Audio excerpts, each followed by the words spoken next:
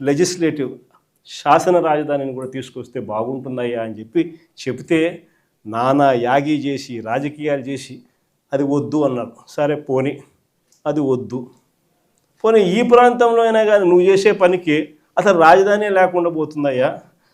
ఆ పని చేయకుండా కనీసం ఇక్కడైనా ఆలోచన చేయి. మచిలీపట్నంలో నువ్వు కాదయ్యా పోర్టు కట్టింది, మేము కట్టాం. మచిలీపట్నంలో పోర్టు మనం కట్టాం.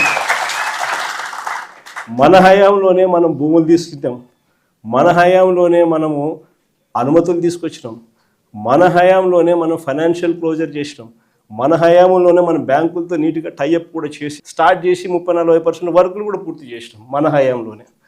ఆ పోర్టు అయిపోతుంది. మచిలీపట్నం నుంచి విజయవాడకు కేవలం 70 కిలోమీటర్లు, విజయవాడ నుంచి గుంటూరుకు మరో 40 కిలోమీటర్లు, మొత్తం ఈ 110 కిలోమీటర్లు హైవే ఉందయ్యా. విజయవాడలో ఇంటర్నేషనల్ ఎయిర్పోర్ట్ ఉంది, మచిలీపట్నంలో పోర్ట్ వస్తూ ఉంది.